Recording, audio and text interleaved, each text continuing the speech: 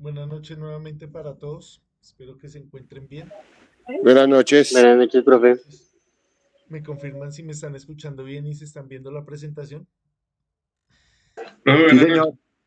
Listo, perfecto. Vamos a hablar hoy de los sistemas fotovoltaicos. Entonces, como siempre, cualquier duda que vayamos teniendo, por favor, en el micrófono y hacen la respectiva pregunta. ¿Listo? Entonces, vamos a iniciar. Entonces, vamos a mirar en qué está basada esta tecnología, cuáles son sus principios físicos y vamos a mirar pues a grosso modo cómo es el funcionamiento de los paneles, cómo es la conexión de los elementos que componen todo el sistema y vamos a ir pues mirando, abordándolo no solo desde el punto de vista técnico, sino como siempre desde el punto de vista también ambiental, desde el punto de vista económico, desde el punto de vista político, todo esto pues va a ir em, inmerso acá en la información que tenemos en la presentación. Entonces, ¿cuál es el principio físico que hace posible que convirtamos la energía solar, la energía de la luz, en energía eléctrica? Entonces, vamos a mirar acá. Tenemos los paneles solares más comunes son los que están hechos de silicio. Estos paneles pues van a tener una parte negativa y una parte positiva, muy similar como están construidos, por ejemplo, los diodos, los transistores, que son una composición de varios semiconductores. Gracias a estas configuraciones, pues podemos generar acá un campo eléctrico. Gracias a la formación de ese campo eléctrico es que nosotros disponemos de una diferencia potencial. Esa diferencia potencial, pues la podemos almacenar en baterías. Entonces acá en palabras sencillas lo que está sucediendo, esto es un corte transversal del panel, está recibiendo la radiación solar y esa radiación solar, esos fotones los está convirtiendo en energía eléctrica que pues obviamente la podemos aprovechar no solamente pues en nuestras casas, sino a nivel industrial también. Entonces los módulos van a tener diferentes partes. Entonces vamos a ver, vamos a ir de menos a más, vamos a mirar la parte más pequeña y vamos mirando cómo va componiendo el sistema más complejo. Entonces la celda o célula solar de silicio es la unidad mínima de cualquier panel. Entonces los paneles están hechos de celdas o células. Esto generalmente son de silicio, ya vamos a mirar más adelante que hay otros materiales, pero el silicio es el material más utilizado. Los módulos fotovoltaicos son la agrupación de celdas solares conectadas en serie. Entonces es la unión de estas celdas. Arreglo solar es el conjunto de los módulos fotovoltaicos. El sistema solar, dos o más arreglos ensamblados en una estructura y que son interconectados eléctricamente para ser instalados en cualquier sitio. Entonces vemos acá cómo es que está conformado el sistema solar, que es lo que llamamos acá la unión de los paneles. Entonces, el panel está conformado por unas células o celdas. em, Esas celdas pues conforman acá el arreglo solar y acá por último pues tenemos el sistema solar. Entonces acá vemos cómo es que se va conformando de menor a mayor. Listo.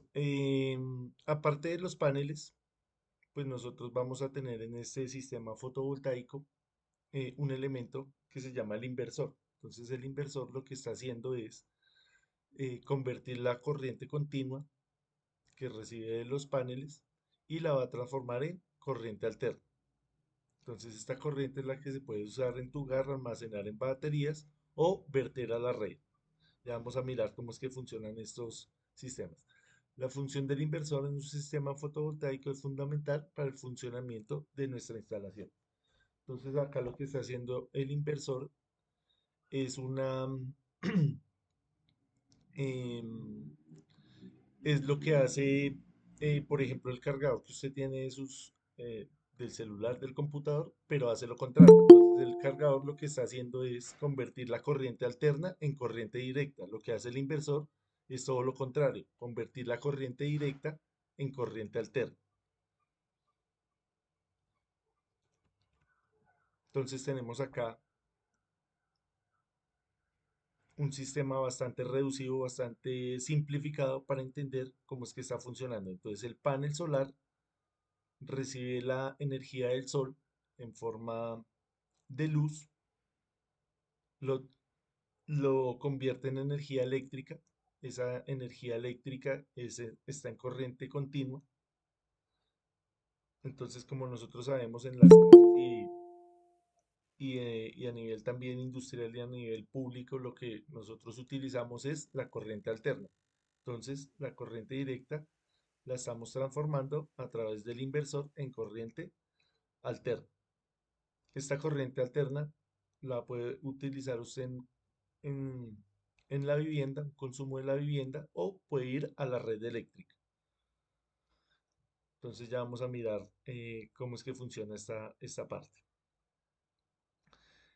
Hay diferentes tipos de paneles solares. Hay unos que no funcionan con luz, sino funcionan es con el calor que producen. O sea, reciben la energía del sol. Esa energía es transformada, esa energía térmica es transformada luego en energía eléctrica. Acá tenemos que tener claro que los sistemas fotovoltaicos se refieren es a transformar la luz en energía eléctrica. Otro componente fundamental en estos sistemas fotovoltaicos pues son las estructuras. Entonces las estructuras de paneles solares son un elemento indispensable en la instalación fotovoltaica ya que permiten aprovechar al máximo su rendimiento. Esto implica la recepción de la luz solar dependiendo de la orientación e inclinación óptima para la instalación. Existen en el mercado estructuras muy resistentes a grandes rachas de viento, larga durabilidad y perfectas para las condiciones térmicas más extremas. Entonces, existen diferentes tipos de estructuras, por ejemplo, estructuras para los techos de las casas, estructuras, por ejemplo, de postes, estructuras para sistemas más complejos donde el número de paneles pues es muy grande y ya no están los techos, sino está a ras del suelo. Hay algunas de estas estructuras que son móviles. ¿Qué quiere decir que sea móvil? Que se van orientando automáticamente con relación al ángulo de la luz. Entonces, el sol obviamente pues, se va moviendo a lo largo del día, va a tener diferente incidencia en el panel. Entonces, lo que hace esa estructura es moverse con la misma velocidad que se va moviendo el sol. Esto pues obviamente tiene sus pros y sus contras. Va a tener la ventaja que va a tener más horas de radiación diarias, pero también va a tener el inconveniente que como tiene partes mecánicas, esas partes mecánicas van a estar también expuestas a la intemperie, entonces a necesitar de un mantenimiento, van a necesitar también de una inversión mayor porque pues estas partes móviles son más costosas. Entonces ahí es donde entra usted como diseñador a tener en cuenta todos estos factores. Usted generalmente hace un diseño de un sistema fotovoltaico proyectado en el tiempo alrededor de los 15 a los 25 años. Es lo que generalmente se hace. Entonces usted tiene que analizar que si su inversión inicial se va a ver retribuida a lo largo del tiempo, incluyendo el costo de los paneles, el mantenimiento, las estructuras, el inversor, las baterías, eh, la mano de obra, todo eso. Entonces, ahí es donde entra em, la parte económica, el análisis que usted debe tener para mirar si su sistema es viable o no es viable. Vamos a mirar algunos de los módulos fotovoltaicos. Vamos a mirar un poquito de cómo están hechos y cuál es su estructura. Entonces existen varios tipos. Uno de ellos es el monocristalino. Entonces los paneles solares de este tipo están hechos por un único cristal de silicio, lo cual le da un alto grado de pureza y los convierte en los de mayor rendimiento de conversión de energía. Se pueden diferenciar porque la forma del cristal es un cilindro y al cortar para fabricar estas celdas quedan los bordes redondeados. Su porcentaje de eficiencia se encuentra entre el 15 y el 17%, lo cual lo convierte en los paneles fotovoltaicos más eficientes. Esto ocasiona que el precio también sea mayor. Entonces acá hay varias cosas para analizar. Una desde el punto de vista físico, de cómo es que se fabrica el,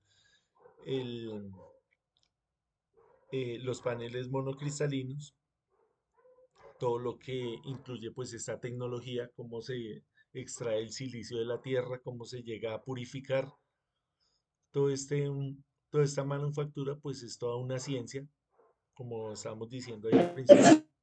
No solamente el silicio se utiliza para hacer los paneles, sino se utiliza para toda la tecnología de los microprocesadores, de todos los chips que conocemos, pues hay toda una tecnología alrededor de esto. Acá hay algo que llama la atención, es el tema de la eficiencia. Uno esperaría pues que la eficiencia fuera un poco más alta, vea, estamos hablando de un 15 y 17% de un material monocristalino que pues es el más eficiente. Entonces imagínense los otros cómo son cuál es el porcentaje. Entonces, ya vamos a mirar. Em, lo que se ha querido actualmente a raíz de muchas investigaciones es llegar por lo menos a un 30%, pero pues esta meta es bastante complicada de obtener. Sin embargo, pues hay tecnologías emergentes, tecnologías que pues han llegado a ese punto, pero pues no son tan sostenibles, no son tan rentables, pero pues ustedes saben que esto a medida que va pasando el tiempo se van logrando cosas, se van logrando objetivos y puede que sí llegue por el tema también de las metas que hay a nivel mundial de la transición energética. Entonces hay mucha gente, muchas empresas trabajando en estas tecnologías para llegar a esa meta del 30%. Sí, Fabio. Profe, una consultica.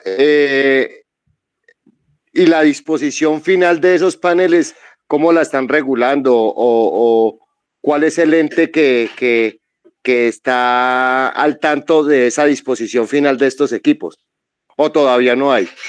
En el RETIE nos habla precisamente de un capítulo que nos habla de estas conexiones. Nos habla obviamente no solo de los paneles, sino también de los inversores, de las baterías, el tema de las distancias, el tema también de los sistemas que no solamente son de consumo, sino que también aportan a la red. Entonces hay mucha legislación alrededor de esto. Hay en el RETIE, para las personas que de pronto quieren profundizar más en esto, eh, está toda la normativa. Acá pues estamos más enfocados es como en mirar cómo es que funcionan los sistemas, cuáles son sus partes y escudriñar un poquito. Obviamente no vamos a salir expertos acá en esto, pero pues mirar a grosso modo cómo es que funcionan las partes del sistema. Ok, muchas gracias. Listo.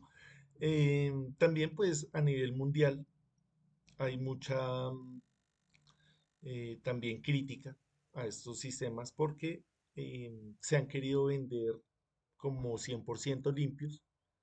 Puede que en el momento del funcionamiento sí hagan la conversión de la energía de una forma muy limpia, pero en el momento que nosotros estamos fabricando, por ejemplo, estos paneles, como se necesitan que sea de el silicio de alta pureza, en ese tratamiento, pues ese proceso no es tan limpio. Entonces ahí es cuando entra la controversia, porque em, la fabricación tanto de los paneles como de las baterías es algo que no es tan limpio como lo quieren vender. Listo, entonces acá tenemos el panel monocristalino.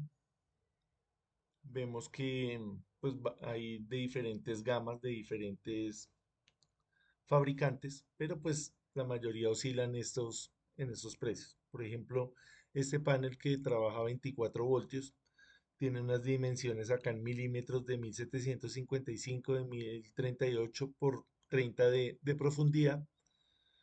Trabaja con una potencia de 430 voltios, entonces todos estos valores usted lo va a tener en cuenta para hacer su diseño. Entonces ahorita vamos a hacer un ejemplo de cómo es que se hace un diseño. Entonces todos estos valores ustedes los tienen que tener ahí presentes para el cálculo de los paneles. Entonces el monocristalino, como sabemos, pues es mejor eh, que el policristalino, entonces va a ser un poquito más costoso.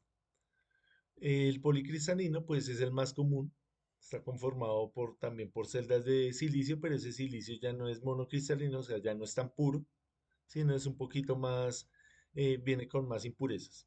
Estas celdas se obtienen de fundir varios cristales de silicio y vertiendo la mezcla en un molde cuadrado, lo que le da su forma característica. El policristalino tiene un porcentaje de eficiencia entre el 14 y el 16%, lo cual lo convierte en un panel de rendimiento intermedio y por lo tanto de precio más accesible. Es más común en instalaciones domésticas, entonces es un poquito más económico. Entonces vemos acá un policristalino. Entonces, a simple vista, pues tiene que ser usted experto en paneles para notar acá la diferencia. Y vemos que pues el precio es muy parecido al anterior. Tocaría mirar acá cuáles son las dimensiones para compararlo. Em, Acá las dimensiones parece que son muy cercanas, entonces el precio sí sería notable, ¿no? Porque este vale 870.000. Las dimensiones son de 1755. Sí, son muy parecidos en las dimensiones. Entonces, miren, vean el precio. Serían 300.000 pesos más. Alrededor de 300.000 pesos más. Con las mismas dimensiones. Entonces ahí ya entra usted a hacer el cálculo de cuánta eficiencia. Este, por ejemplo, está entre el 14, el 10 y el 16%. El policristalino y el otro está entre el 15 y el 17%. Entonces le tocaría mirar cuánto le va a producir anualmente para que usted haga los cálculos, también el tema de la durabilidad de la garantía para a ver si vale la pena o no la inversión. Tenemos uno que se llama de película delgada, otro tipo de panel fotovoltaico que no está mencionado, es aquel que se denomina de película delgada. A diferencia de los otros formatos, este panel no está hecho de silicio. En cambio, está constituido por una mezcla de cobre, indio, galio, selenio o telurio de cadmio. Se considera que este tipo de panel es de rendimiento medio, ya que puede alcanzar una eficiencia energética entre 15 y 16%. Son una excelente opción si se instalaran en condiciones de luz difusa, cuando no están directamente orientadas hacia el sol o se ubican en una zona de altas temperaturas. Entonces ya va a ser para aplicaciones especiales, para instalaciones ya un poco más específicas. Tenemos los bifaciales. Entonces, los bifaciales, a diferencia de los paneles solares convencionales, que solo capturan luz por un lado, los paneles bifaciales pueden hacerlo por ambos lados. Esto significa que son capaces de absorber la luz que se refleja, vea, de superficies cercanas, además de la luz directa del sol. Entonces acá tenemos la incidencia directa del sol y aparte de eso, por la parte de atrás, con el reflejo, pues va también a aprovechar esa energía. Obviamente, pues acá el reflejo, esto en- tiene que ser en unas superficies donde la reflexión sea importante, donde sea apreciable.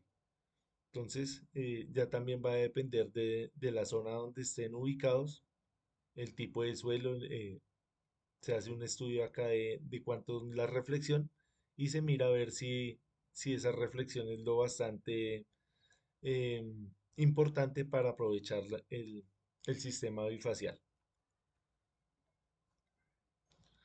Como les decía, pues hay ahorita muchos estudios tratando de llegar a esa meta del 30%. Hay muchas empresas dedicadas a esta. Entonces han mirado otras posibilidades. Han estudiado, por ejemplo, algo que se llama la perovskita, que son pues un grupo más general de cristales que presentan la misma estructura. Entonces acá nos muestran la forma química, nos hacen una explicación. Acá para los que de pronto entiendan de química, pues van a entender esto un poco mejor. Acá pues no, todos la mayoría no somos expertos en esto. Vamos a mirar ahorita un video que nos van a explicar pues en palabras sencillas de qué se trata esta tecnología y pues cuál es su incidencia en estos tipos de sistemas. Entonces vamos a ver el video y vamos a tratar de sacar conclusiones ahí.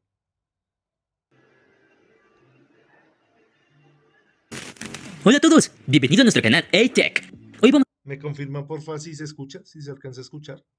Sí, señor. Sí, señor. Voy a subir la Sí, cámara. profe. Ahí se está escuchando. a hablar de la evolución de la tecnología solar. Junto con la energía eólica, la solar fotovoltaica es la energía renovable más extendida. Su rápido crecimiento está reduciendo los costes y fomentando el desarrollo de tecnologías aún más eficientes. Las cifras muestran el interés de las mayores potencias mundiales, como China y Estados Unidos, por la generación de energía solar. De hecho, el número de plantas en energía solar aumenta constantemente año tras año. Sin embargo, actualmente solo el 2% de la electricidad mundial se genera a partir de la energía solar y el 90% de esta electricidad procede de paneles solares basados en el silicio cristalino, la tecnología dominante. Aunque es abundante, el silicio tiene inconvenientes relacionados con la eficiencia, la complejidad de la fabricación y la contaminación. Sin embargo, los científicos han revelado un nuevo tipo de célula solar que podría revolucionar la industria, conocida como perovskita. La adopción masiva de la energía solar se debe a sus múltiples ventajas. Una de ellas es su coste. Sin duda, al principio es importante, pero no hay costes adicionales de mantenimiento, pero también su sencillez de instalación, que permite instalarlo en muchas superficies. Por otro lado, no producen residuos de producción de energía ni contaminación acústica.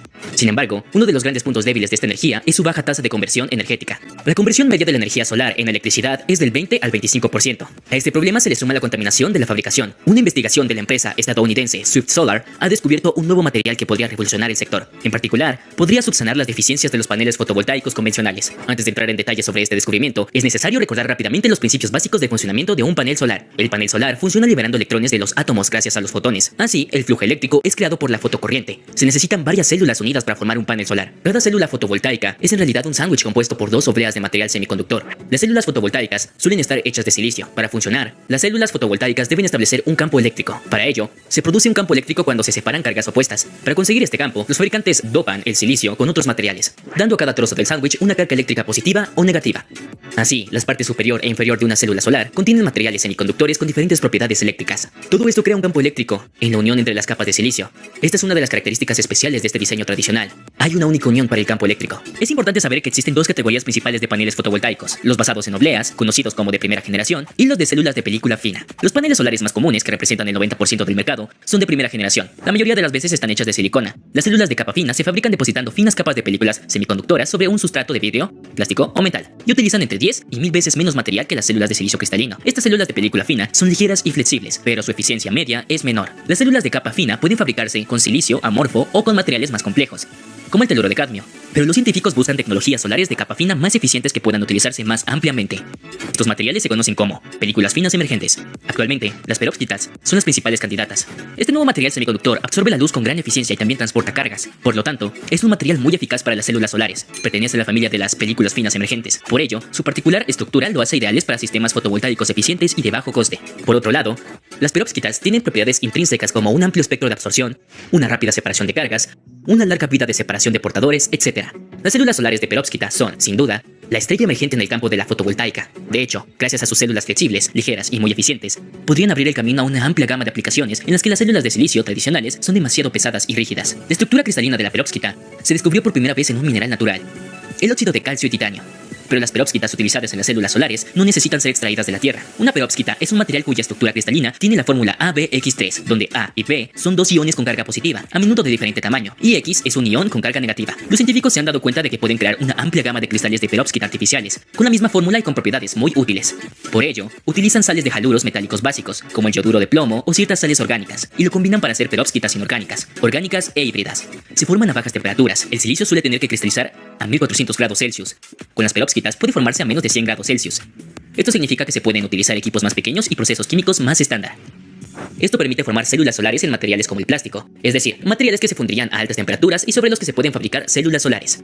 Así puedes hacer algo realmente ligero y flexible. Las películas finas de peróxida pueden fabricarse sintetizando una especie de tinta solar y calentándola suavemente hasta que las peróxidas cristalizan, como los cristales de sal que surgen de la evaporación del agua del mar. Esta técnica de evaporación térmica no es la única utilizada. También se pueden fabricar células de peróxida mediante recubrimiento por rotación, serigrafía, galvanoplastía o incluso imprimiendo el material en una hoja, como con una impresora de chorro de tinta. ¿Qué eficiencia tienen las células solares de peróxida? La magia de los cristales de peróxida reside en su capacidad de personalización. Las células solares de unión simple solo pueden absorber una parte del espectro solar, dependiendo del material semiconductor utilizado. La energía luminosa más baja que se puede absorber de un semiconductor se denomina brecha de banda. Un semiconductor no absorbe fotones con energías inferiores al band gap, y la energía útil que se puede extraer de un fotón no supera la energía del band gap. Esto significa que gran parte de la energía de la luz solar se pierde cuando llega a una célula solar de una sola unión. Pero la brecha de banda de las peróxidas puede modificarse fácilmente. Es posible apilar capas de peróxida una encima de otra que estén sintonizadas químicamente para absorber diferentes partes del espectro solar. El resultado es una célula solar que puede generar electricidad a partir de una gama más amplia de longitudes de ondas de luz, lo que mejora la eficiencia de la célula. Así, cuando se apilan dos células solares una encima de otra, se denomina célula solar en un tándem o multifunción. Así, los tándems de peróxida convierten más energía solar en electricidad, en lugar de desperdiciarla en un calor excesivo. ¿De qué porcentajes exactos de eficiencia estamos hablando? Siendo realistas, el 30% es alcanzable, lo que sigue siendo un salto sustancial respecto a lo que vemos hoy en el mercado. La naturaleza de las peróxidas permite también ventajas de fabricación. Por ejemplo, se necesita menos del 1% del material de una célula de silicio para absorber toda la luz solar. En teoría, por tanto, se puede ahorrar dinero, ya que su producción es mucho más barata. Su principal punto negativo es su vida útil, que es más corta que la de los paneles solares tradicionales. Sin embargo, este nuevo material podría encontrar un interesante uso en muchas industrias como la de los autos, los drones, los relojes solares. El principal problema antes de la producción es su masa de estabilidad. De momento, no hemos podido comprobar su eficacia a lo largo del tiempo en condiciones meteorológicas extremas, como las olas de calor, sobre todo porque se sabe que la peróxida es frágil y, por tanto, requiere protección contra las tensiones ambientales. Sin embargo, las empresas Saul Technologies y Microquanta Semiconductor parecen estar a punto de comercializarlo pronto. La energía solar fotovoltaica es la tecnología energética de más rápido crecimiento en el mundo actual, y es una de las principales candidatas para la generación de electricidad libre de carbono a escala de teravatios en nuestra vida. Podría revolucionar este sector a lo grande, si cumple todas sus promesas. Y eso es todo, hemos llegado al final de nuestro tema de hoy. Si te ha gustado este video, danos un pulgar arriba. Si no quieres... Listo, ¿cómo les pareció esa nueva tecnología? ¿Sí la habían escuchado?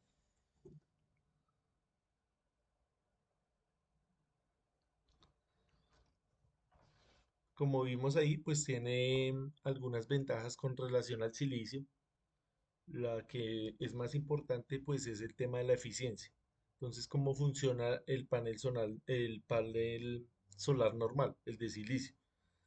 Todos sabemos que pues la radiación del sol son ondas electromagnéticas. Esas ondas electromagnéticas em, pues tienen unas frecuencias. Viene dividida en varias frecuencias, la luz visible, las ondas de radio, las ondas gamma, las ondas de baja frecuencia. Entonces, ese panel, el de silicio, solamente puede captar cierta longitud de onda. Entonces, por eso es tan pequeña su eficiencia. Entonces, estas peróxidas están diseñadas eh, de tal manera que va a tener varias capas. Esas varias capas pues van a tener la posibilidad de absorber mayor rango de esa onda electromagnética. Entonces puede llegar a tener la eficiencia, lo que prometen ahí, del 30%. Sin embargo, pues lo más, em, el problema a resolver es el tema de la fragilidad que tiene a la intemperie y a las altas temperaturas. Ahí como haciendo un resumen de cómo es que funciona esta tecnología. Listo, entonces vamos a continuar acá. Em, no sé si haya comentarios adicionales acerca de eso. ¿Alguna duda del video? Igual yo les voy a compartir esto por si alguien quiere volver a revisarlo. ahí lo pueden hacer.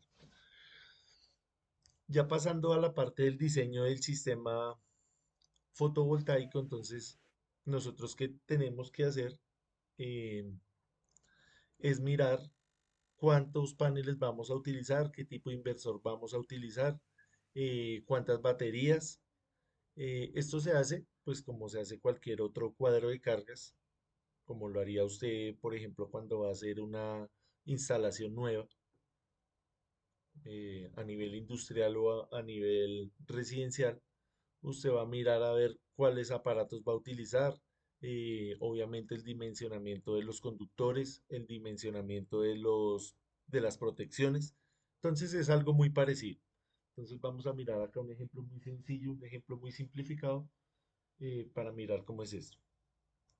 Entonces lo primero que nosotros vamos a hacer es la evaluación de la demanda energética.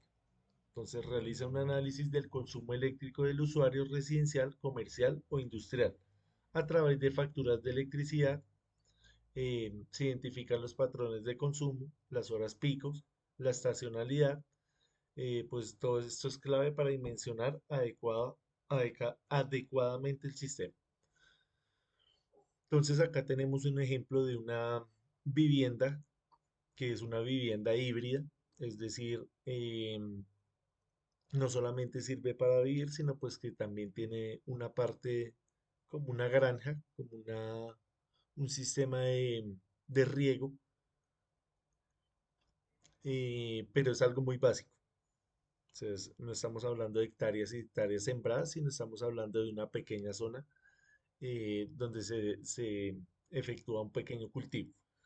Entonces, vamos a mirar acá la localización y pues la altitud. Entonces, la localización es en Villa de Leyva, está a una altitud muy parecida acá a la de Bogotá, de 2.265 metros. El número de personas que habitan la vivienda es de 4 y pues es una familia. ¿Qué equipos tienen? Entonces son unos equipos muy básicos. Entonces tenemos una bomba de agua de un caballo de fuerza. eh, Tenemos instrumentación para este sistema. Una electroválvula, tomas monofásicas, un computador, iluminación, una lavadora, una estufa, una licuadora, un televisor, una nevera y un filtro de agua. Entonces es algo muy común que podríamos encontrar en una vivienda. Esto pues es también, estos diseños se hacen de acuerdo al estrato. Entonces es diferente un estrato 2 a un estrato 6. En un estrato 2 pues encontramos este tipo de elementos, en un estrato 6 pues podríamos encontrar cosas más complejas. Por ejemplo, estufas de inducción, hornos eléctricos, eh, por ejemplo, piscinas, jacuzzis, elementos que en esos estratos pues la gente está pues tiene la facilidad de pagar. En los estratos más bajos pues se utiliza más el gas. Entonces también cuando nosotros hacemos un dimensionamiento de cargas tenemos que tener en cuenta precisamente esas tablas. Esas tablas no las suministra el, la empresa distribuidora de energía. Por ejemplo, acá en Bogotá, en el Icodensa tienen unas tablas de acuerdo precisamente a eso, a los estratos y de acuerdo a si la vivienda tiene gas o no. Entonces eso ya está preestablecido. Entonces este diseño es muy parecido a esos que podemos encontrar ahí.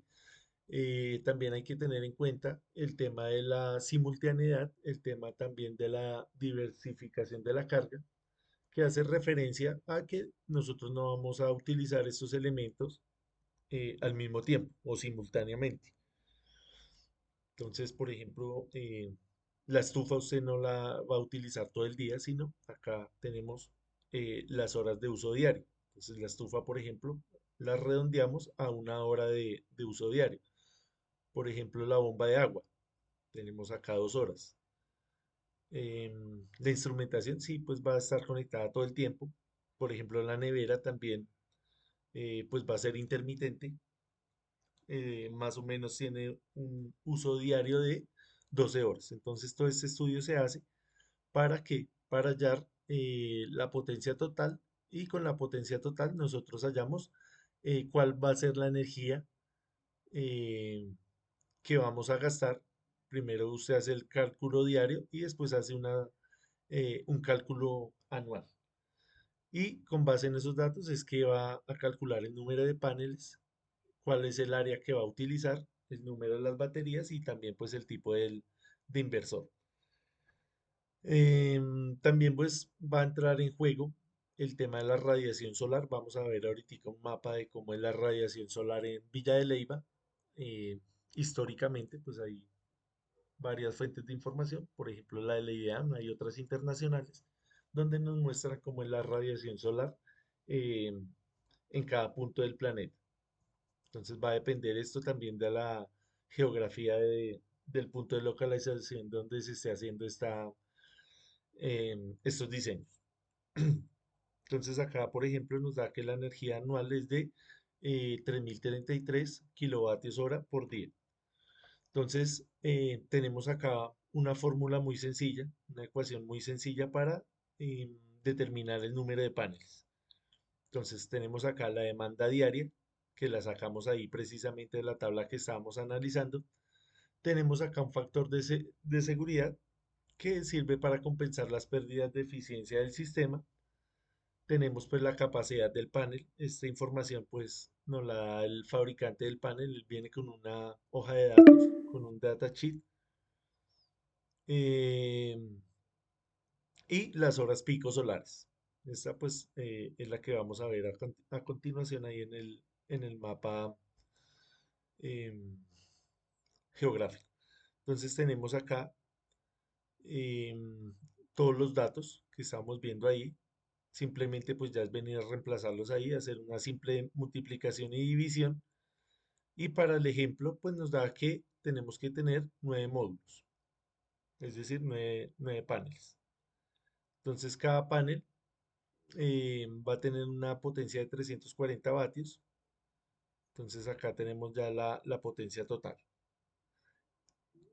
Con esos datos, pues vamos a hallar acá, estos son los datos del panel, vamos a hallar cuánto espacio van a ocupar. Entonces van a ocupar un área de 18 metros cuadrados, que es bastante coherente con las dimensiones de las casas allá en Villa de Leyva.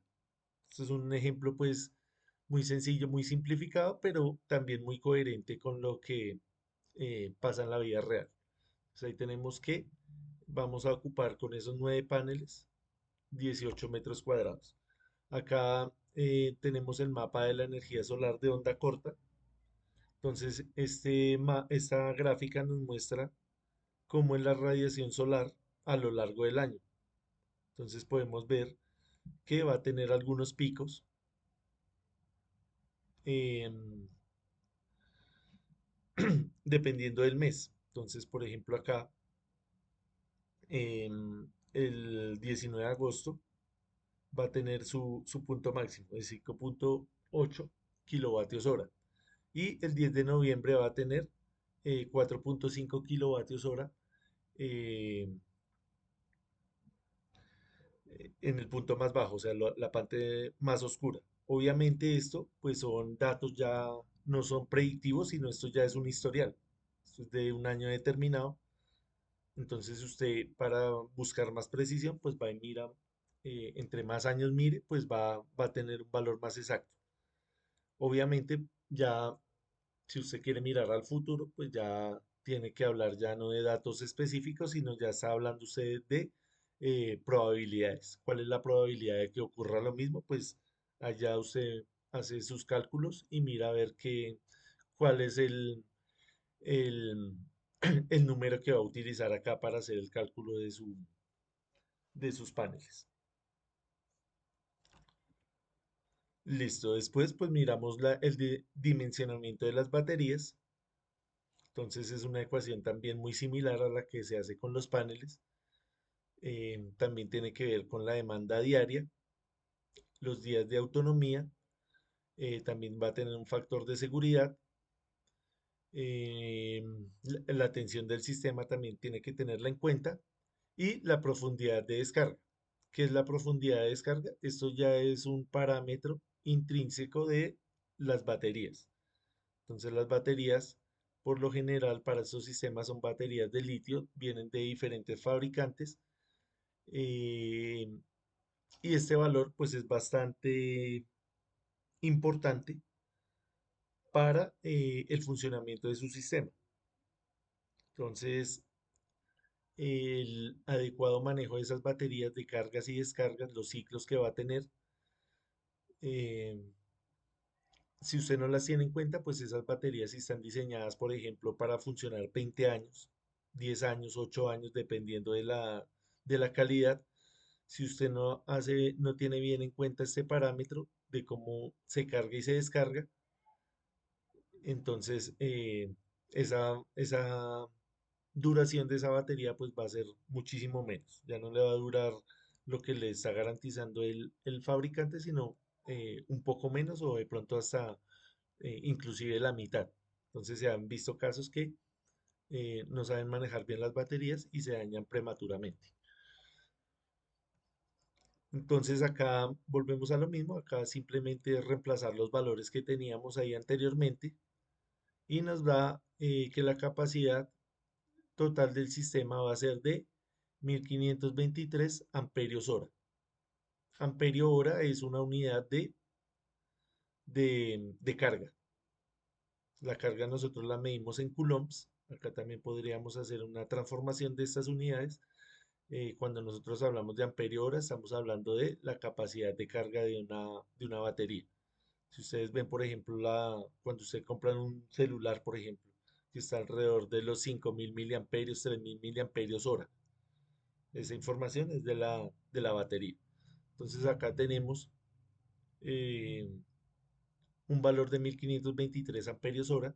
Esta batería individualmente va a tener una capacidad de 250 amperios hora. Entonces usted hace la división y le da que necesita para ese sistema de 9 paneles, 6 baterías con estas características de 250 amperios hora.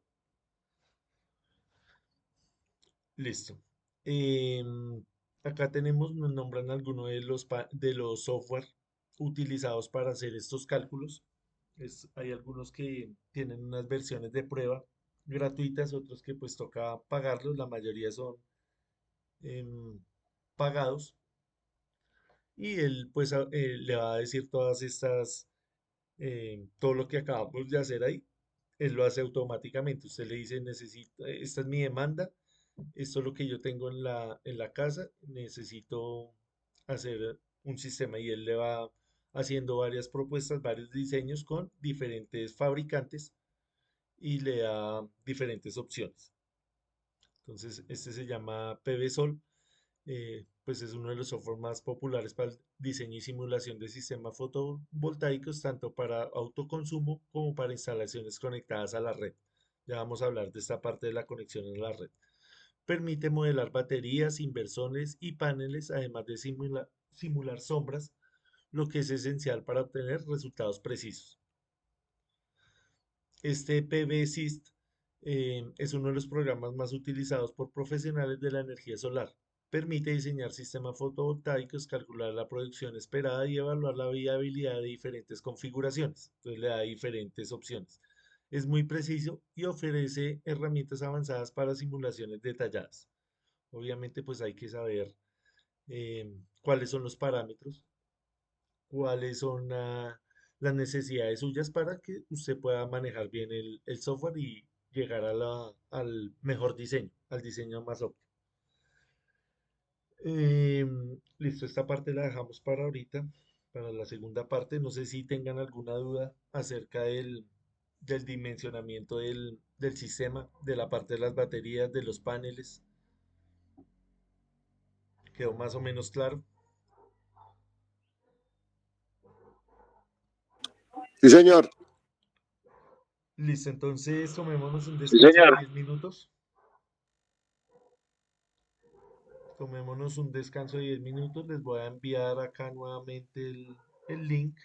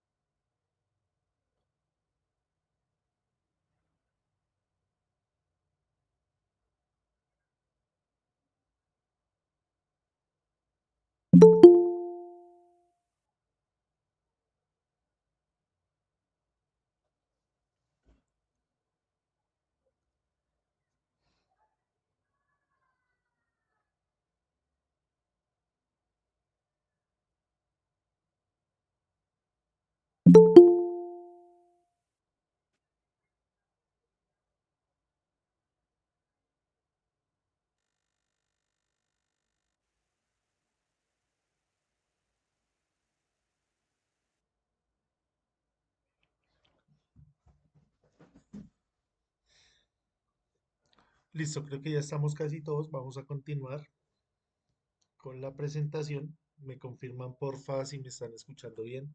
Sí, señor. Listo, Juan, gracias. ¿Estamos viendo ahí la presentación? Sí. Sí, señor. Listo, entonces vamos a mirar qué tipos de sistemas hay, cuáles son los más comunes y cómo son sus características. Entonces tenemos acá un sistema donde tenemos los paneles solares, luego pues hacemos la parte de la inversión, pasamos de corriente directa a corriente alterna, utilizamos la energía eléctrica y acá esta parte pues es la parte interesante para mirar si el sistema es un sistema interconectado, si está conectado a la red o es un sistema aislado. Entonces cuando usted hace su cálculo acá de los paneles, si de pronto usted quiere proyectarse a futuro o si tiene de pronto la posibilidad de invertir más dinero, usted puede decir, no, voy a construir un sistema solar que tenga más paneles de lo que yo necesito. Entonces, en ese sentido, usted el excedente que tenga de energía, ese exceso de energía, usted la puede vertir a la red. Usted puede venderle, por ejemplo, acá en Colombia, a Codensa o en Bogotá, perdón, puede hablar con ellos y le puede decir, vea, yo necesito conectar un medidor bidireccional porque yo estoy produciendo cierta cantidad de energía. También puede ocurrir el caso que la proyección que usted haya hecho puede que no sea tan precisa y que usted en algún determinado momento necesite también pues la energía de la red. De pronto que no ha sido tan soleados los días, sino más bien nublados. Entonces, usted también va a requerir de la energía. Entonces va a ir el consumo en ambos sentidos. Entonces, usted puede verterlo a la red o usted también puede consumir energía de la red. Ha habido pues últimamente muchos incentivos a raíz pues,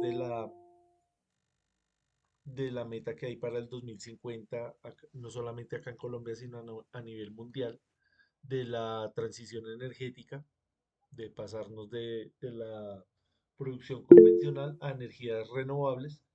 Entonces, ha salido bastantes veces el ministro de Minas y Energía a hablar de esto, a hacer incentivos, eh, a prometer también pues subsidios para aquellas personas o compañías, fábricas que quieran hacer este proceso. Profe, una consulta. Señor, El tema de inyectar energía a la red es siempre y cuando yo no tenga, pues, cómo almacenarla, mis baterías. Simplemente tengo la manera de captar, de convertir y de utilizar e inyectar, pero no tengo cómo almacenar. no, acá en ese sistema siempre hay que almacenarlo. Le sobre o no le sobre, siempre almacenamos en baterías. Ok, ok, ok. Y el Porque restante, es muy o la difícil, diferencia, es muy difícil ahora, que se vaya produciendo y usted vaya gastando. Porque, por será ejemplo, la inquietud. se produce en el día y usted necesita gastarla en la noche, ¿cierto? Correcto, Ajá. Entonces siempre va a tener usted las baterías. correcto. Ujú. Por ejemplo, ese excedente, en caso tal tengo un excedente, ¿cada cuánto tiempo se lo inyecto a la red? Esto es un sistema automático, entonces usted tiene que eh, mirar cuando su batería pues ya está llena. Si la batería está Ok. llena, pues automáticamente usted ya empieza a inyectar acá a la red. Ah, ok, ok. Sí, sí, será Pero la obviamente esto inquietud. tiene que ser, tiene que haber una comunicación con la empresa distribuidora de energía. Acá hay muchas empresas que ya están haciendo eso, por ejemplo, las de los ingenios azucareros, ellos inyectan mucha energía a la red. Ellos no producen tanto energía solar, sino ellos producen es mucha biomasa. Entonces, con el bagazo de la caña, ellos producen energía eléctrica. eh, ellos son autosuficientes y aparte de eso, pues les sobra para vender. Esto pues tiene unas repercusiones económicas, políticas y ambientales porque esa quema de ese bagazo, de esa biomasa, pues genera gases de efecto invernadero, dióxido de carbono, monóxido de carbono, y en muchas ocasiones pues no hay un impuesto a ese carbono. Por ejemplo, en Estados Unidos, en China, países que son pues los que mayores eh, emiten de estos gases, o sea, son los mayores productores de dióxido de carbono, ellos pagan un impuesto al carbono. Entonces acá en Colombia no está tan regulada esa parte del impuesto al carbono, entonces esas empresas están lucrando ahí de una manera pues exorbitante porque pues no pagan lo que deberían pagar. Obviamente pues estos son especulaciones, nadie puede ir a comprobarles eso, pero es lo que a menudo se escucha. También pues han habido críticas al ministro de Minas y Energía relacionado con todo este tema, que pues él promete cosas, él dice que sí vamos a llegar a las metas, que estamos bien, que todo bien, pero siempre se ha visto como en duda lo que habla. No sé si se acuerdan cuando hubo el déficit de gas, que dijeron que no iban a hacer fracking y resultaron haciendo todo lo contrario.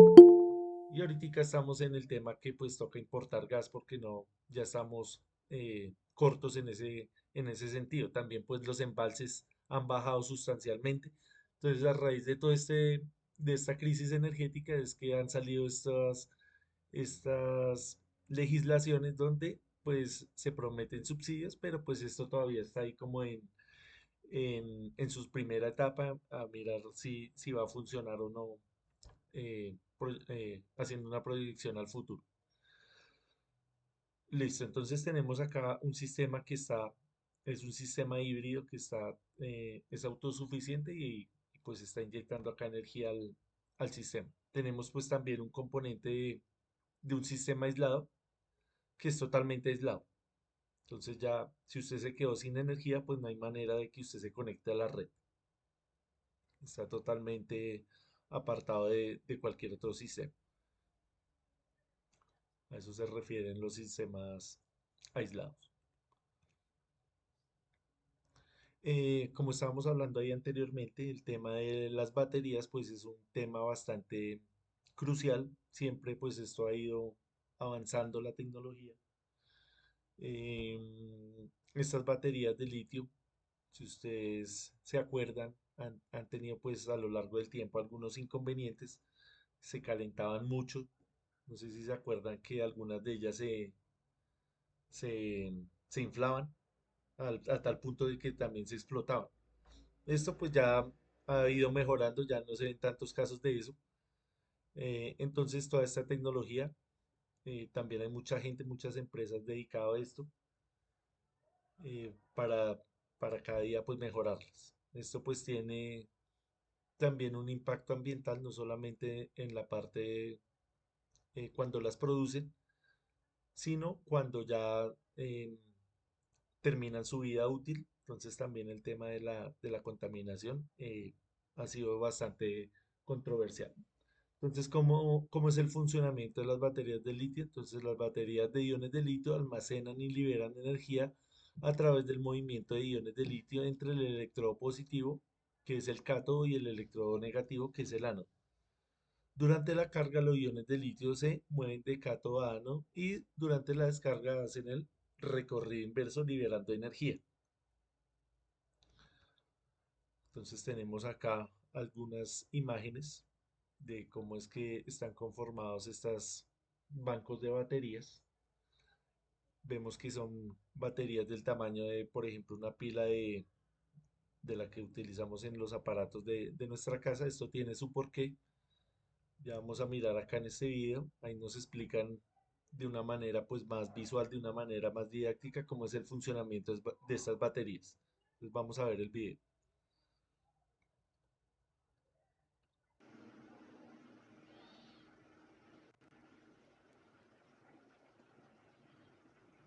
salvavidas del mundo tecnológico moderno, especialmente la batería de iones de litio. ¿Me confirman porfa si se escucha ahí bien? Sí, señor. Muchas gracias. Imagínese un mundo en el que todos los automóviles son conducidos por motores de inducción y no por motores de combustión interna. Los motores de inducción son muy superiores a los motores de combustión interna, además de ser más robustos y económicos. Otra gran desventaja de los motores de combustión interna es que solo producen un torque útil en una banda estrecha de revoluciones del motor. Considerando todos estos factores, los motores de inducción son definitivamente la elección perfecta para un automóvil. Sin embargo, la fuente de poder para un motor de inducción es la verdadera traba para lograr una importante revolución de los motores de inducción en la industria del automóvil. Exploremos cómo Tesla, con la ayuda de las celdas de iones de litio, resolvió este problema y por qué las celdas de iones de litio van a ser aún mejores en el futuro. Saquemos una celda Tesla del paquete de baterías y desarmémosla. Se pueden ver diferentes capas de compuestos químicos en su interior. La batería de iones de litio de Tesla funciona sobre un concepto interesante asociado a los metales, llamado potencial electroquímico. El potencial electroquímico es la tendencia de un metal a perder electrones. De hecho, la primera celda, desarrollada por Alessandro Volta hace más de 200 años, se basaba en el concepto de potencial electroquímico. Aquí se muestra una serie electroquímica general. De acuerdo con estos valores, el litio tiene la mayor tendencia a perder electrones, y el flúor tiene la menor tendencia a perder electrones. Volta tomó dos metales con diferentes potenciales electroquímicos, en este caso el zinc y la plata, y creó un flujo externo de electricidad.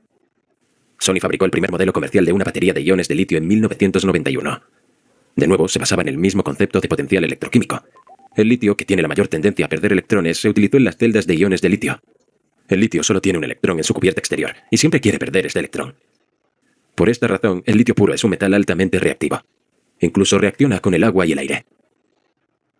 El truco de una batería de iones de litio es el hecho de que el litio, en su forma pura, es un metal reactivo. Pero cuando el litio forma parte de un óxido metálico, es bastante estable. Supongamos que de alguna manera hemos separado un átomo de litio de este óxido de metal. Este átomo de litio es altamente inestable y formará instantáneamente un ion de litio y un electrón. Sin embargo, el litio como parte del óxido de metal es mucho más estable que en este estado. Si puedes proporcionar dos caminos diferentes para el flujo de electrones y de iones de litio entre el litio y el óxido de metal, el átomo de litio alcanzará automáticamente la parte de óxido de metal. Durante este proceso hemos producido electricidad a partir del flujo de electrones a través del único camino. De estas discusiones, queda claro que podemos producir electricidad a partir de este óxido de litio metálico. Si primero separamos los átomos de litio metálico del óxido de litio, y en segundo lugar guiamos a los electrones perdidos de dichos átomos de litio a través de un circuito externo. Veamos cómo las celdas de iones de litio logran estos dos objetivos. Una práctica celda de iones de litio también utiliza un electrolito y grafito. El grafito tiene una estructura en capas. Estas capas se unen libremente de modo que los iones de litio separados puedan almacenarse muy fácilmente allí. El electrolito entre el grafito y el óxido de metal actúa como un protector que solo permite el paso de iones de litio. Ahora veamos qué sucede cuando se conecta una fuente de poder a través de esta disposición. El lado positivo de la fuente de poder obviamente atraerá y eliminará electrones de los átomos de litio del óxido de metal. Estos electrones fluyen a través del circuito externo, ya que no pueden fluir a través del electrolito y alcanzar la capa de grafito. Mientras tanto, los iones de litio cargados positivamente serán atraídos hacia el terminal negativo y fluirán a través del electrolito. Los iones de litio también alcanzan el espacio de la capa de grafito y quedan atrapados allí. Una vez que todos los átomos de litio llegan a la lámina de grafito, la celda está completamente cargada. Así hemos logrado el primer objetivo, que son los iones de litio y los electrones desprendidos del óxido de metal. Como discutimos, este es un estado inestable, como si estuviera posado en la cima de una colina. Tan pronto como se retira la fuente de poder y se conecta una carga, los iones de litio quieren volver a su estado estable como parte del óxido de metal. Debido a esta tendencia, los iones de litio se mueven a través del electrolito y los electrones a través de la carga, como si se deslizaran por una colina. Así obtenemos una corriente eléctrica a través de la carga. Tenga en cuenta que el grafito no interviene en la reacción química de las celdas de iones de litio. El grafito es solo un medio de almacenamiento para iones de litio. Si la temperatura interna de la celda aumenta debido a alguna condición anormal, el electrolito líquido se secará y habrá un cortocircuito entre el ánodo y el cátodo, y esto puede provocar un incendio o una explosión. Para evitar esta situación se coloca una capa aislante llamada separador entre los electrodos. El separador es permeable para los pequeños iones de litio debido a su microporosidad. En una celda práctica, el grafito y el óxido de metal se recubren sobre láminas de cobre y aluminio. Las láminas actúan como colectores de corriente aquí, y las lengüetas positivas y negativas se pueden sacar fácilmente de los colectores de corriente. Una sal orgánica de litio actúa como electrolito y se recubre en la hoja separadora. Estas tres láminas están enrolladas en el cilindro, alrededor de un núcleo central de acero, lo que hace que la celda sea más compacta. Una celda Tesla estándar tiene un voltaje de entre 3 y 4,2 voltios. Muchas de estas celdas de Tesla están conectadas en serie y en paralelo para formar un módulo. 16 de estos módulos se conectan en serie para formar una batería en el automóvil Tesla. Las celdas de iones de litio producen mucho calor durante la operación y una temperatura alta deteriorará el rendimiento de la celda. Un sistema de gestión de baterías se utiliza para gestionar la temperatura, el estado de carga, la protección de la tensión y el control del estado de las celdas de un número tan elevado de celdas. La tecnología de refrigeración basada en glicol se utiliza en un paquete de baterías Tesla. El SGB ajusta el caudal de glicol para mantener la temperatura óptima de la batería. La protección de voltaje es otra tarea crucial del SGB. Por ejemplo, en estas 3 celdas, durante la carga, la celda de mayor capacidad se cargará más que el resto. Para resolver este problema, el SGB utiliza algo llamado balance de celdas. En el balanceo de celdas, todas las celdas pueden cargarse y descargarse por igual, protegiéndolas así de sobretensiones y subtensiones. Aquí es donde Tesla gana puntos por encima de la tecnología de baterías de Nissan. El Nissan Leaf tiene un gran problema de refrigeración de la batería debido al gran tamaño de sus celdas y a la ausencia de un método de refrigeración activo. El diseño pequeño, múltiple, de la celda tiene una ventaja más. Durante situaciones de alta demanda de potencia, la tensión de descarga se dividirá por igual entre cada una de las celdas. En lugar de muchas celdas pequeñas, si hubiéramos usado una sola celda gigante habría sido sometida a mucha presión y eventualmente habría sufrido una muerte prematura. Al utilizar muchas celdas cilíndricas pequeñas, cuya tecnología de fabricación ya está bien establecida, Tesla tomó claramente una decisión ganadora. Existe un fenómeno mágico que ocurre dentro de las celdas de iones de litio durante su primera carga que evita que las celdas de iones de litio mueran repentinamente. Veamos qué es. Los electrones en la capa de grafito son un gran problema. El electrolito se degradará si los electrones entran en contacto con él. Sin embargo, los electrones nunca entran en contacto con el electrolito debido a un descubrimiento accidental: la interfaz de electrolito sólido. Cuando se carga la celda por primera vez, como se explicó anteriormente, los iones de litio se mueven a través del electrolito. Aquí, en este viaje, las moléculas de disolvente en el electrolito cubren los iones de litio. Cuando llegan al grafito, los iones de litio junto con las moléculas de disolvente reaccionan con el grafito y forman una capa llamada capa IES. La formación de esta capa de IES es una bendición disfrazada. Previene cualquier contacto directo entre los electrones y el electrolito, salvando así al electrolito de la degradación. En este proceso global de formación de la capa de IES consumirá el 5% del litio. El 95% restante del litio contribuye al funcionamiento principal de la batería. Aunque la capa de IES fue un descubrimiento accidental, con más de 2 décadas de investigación y desarrollo, los científicos han optimizado el grosor y la química de la capa de IES para obtener el máximo rendimiento de celdas. Más específicamente, NCA. Es asombroso descubrir que esos aparatos electrónicos que usamos hace 2 décadas no usaban baterías de iones de litio. Con su asombrosa velocidad de crecimiento, se espera que el mercado de baterías de iones de litio se convierta en una industria anual de 90 billones de dólares en pocos años. El número actual de ciclos de carga y descarga de una batería de iones de litio es de unos 3.000. Grandes mentes de todo el mundo están poniendo sus mejores esfuerzos para aumentarlo a 10.000 ciclos. Esto significa que no tendrás que preocuparte por reemplazar la batería de tu automóvil durante 25 años. Ya se han invertido millones de dólares en la investigación para reemplazar el medio de almacenamiento grafito por silicio. Si esto tiene éxito, la densidad de energía de la celda de iones de litio aumentará en más de 5 veces. Esperamos que este vídeo le haya proporcionado un entendimiento conceptual claro sobre las celdas de...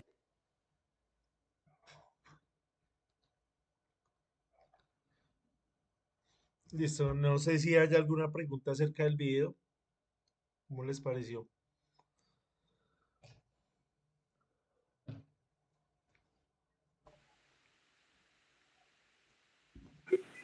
Bueno, pareció bueno. Sí, pues ahí hay varias cosas. El tema económico, el tema ambiental, el tema, esa parte, la última parte que dijeron de los ciclos. Los ciclos actualmente están alrededor de 3.000. Entonces, lo que se busca es llegar a 10.000, ¿cierto? Si llegamos a 10.000, quiere decir que una batería de esas va a durar 25 años. Entonces, una batería que tiene 3.000 ciclos está alrededor de 8 años, ¿cierto? Entonces, en esos 8 años, usted tiene que mirar cómo las va a conectar, cómo las va a cargar, cómo las va a descargar para que le duren esos 8 años. Si usted no la carga y la descarga bien, le puede durar menos, 7, 6, 5 años inclusive.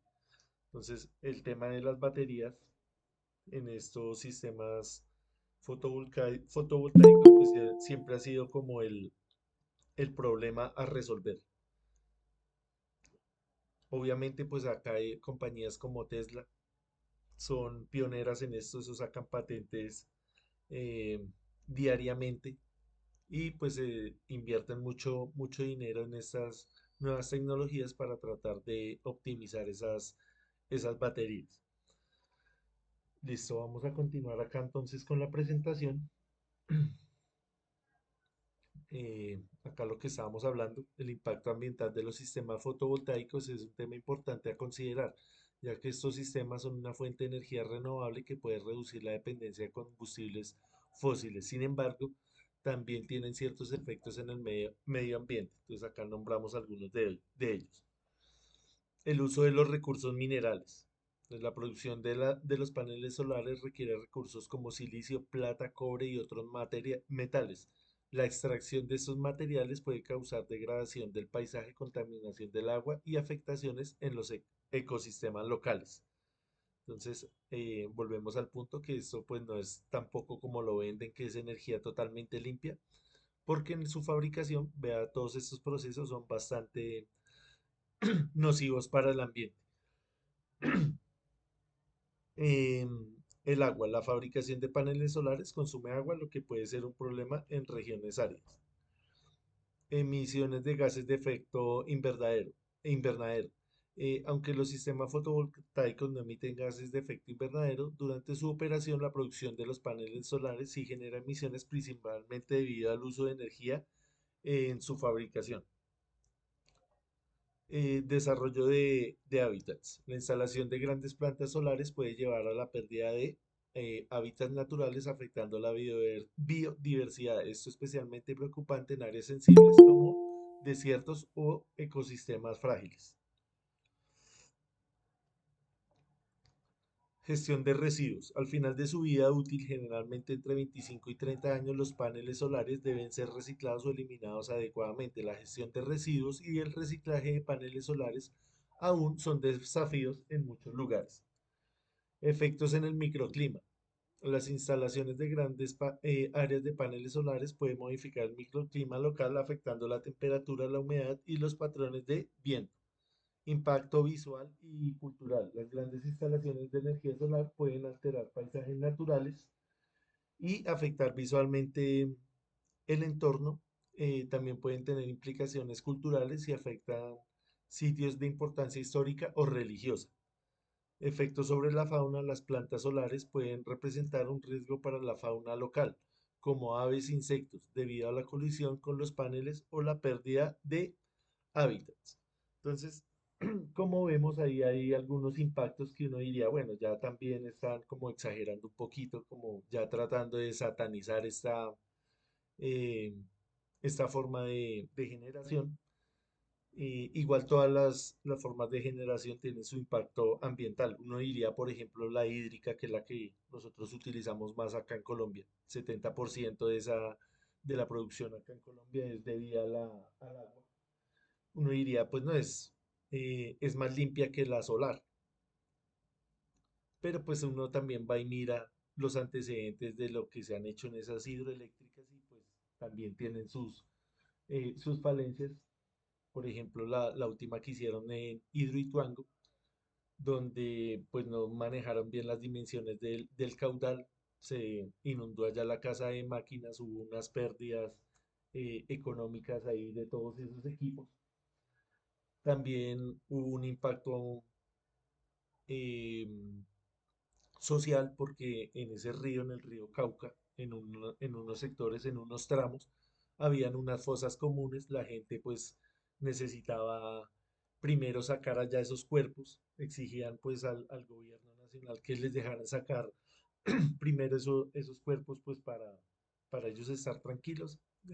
Al gobierno pues no le importó, a las entidades privadas tampoco. Empezó el funcionamiento de eso, pasando por encima de la gente.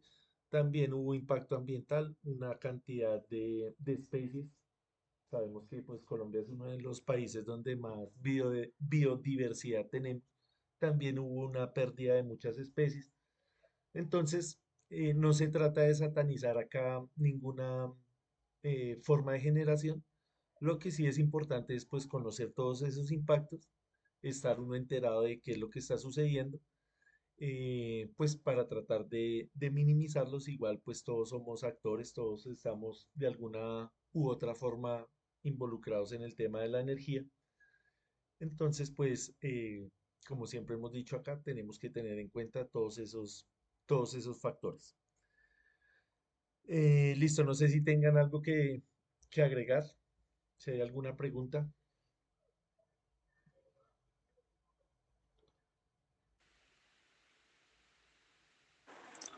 No, profe. Listo, entonces nos vemos el martes, ¿sí? El curso estaba programado para terminar el día de hoy, pero como no tuvimos clase el martes, pues entonces se postergó una semana más. Terminamos el martes ya con la última sesión. Las personas que pues todavía están pendientes de entregar la actividad, pues tienen hasta el martes para entregarla. Una actividad pues bastante sencilla. La idea pues tampoco fue dejarles muchas tareas. La idea es que ustedes a raíz de estas presentaciones pues escojan lo que más les guste. La idea pues también es incentivarlos para que ustedes pues continúen estudiando, que se acerquen allá al SENA a los cursos ya de nivel técnico, tecnológico, pues para que profundicen más en estos temas. Entonces vamos a llamar listas rápidamente, ya para irnos a descansar.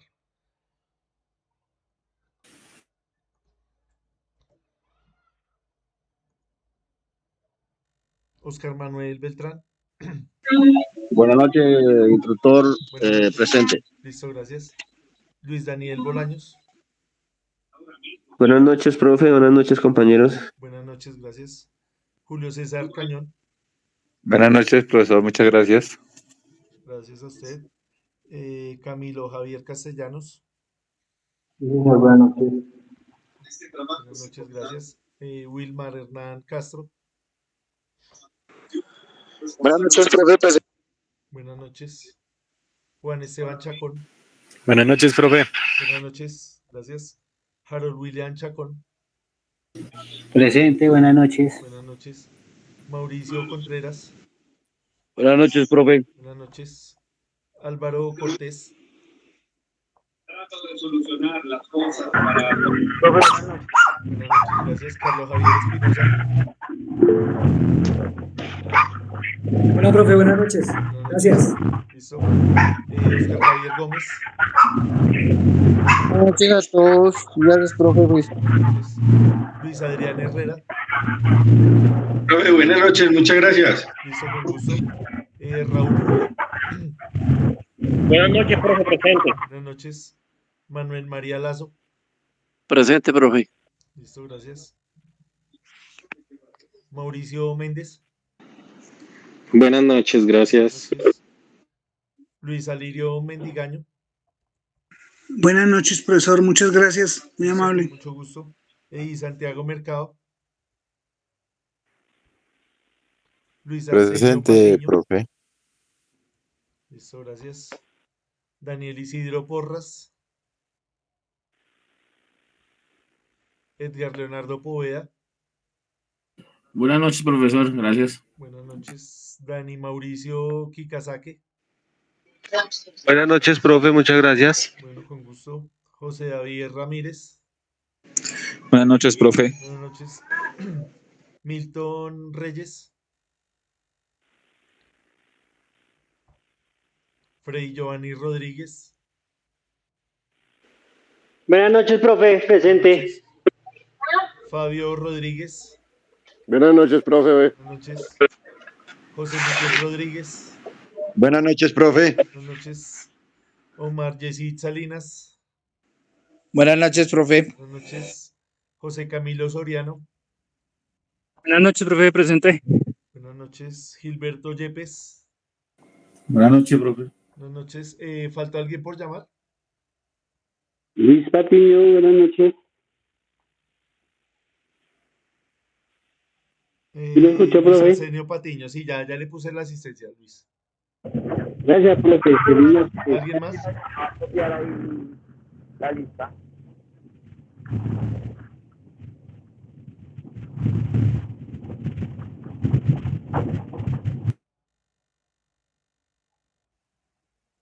Listo, entonces nos vemos el martes. Gracias por la asistencia, que tengan un buen descanso. Entonces, quedo pendiente por las personas que hacen falta por entregar el trabajo. Buenas noches, profe. Muchas gracias. Listo, que descansen. Gracias a ustedes. Hola, profe, buenas noches.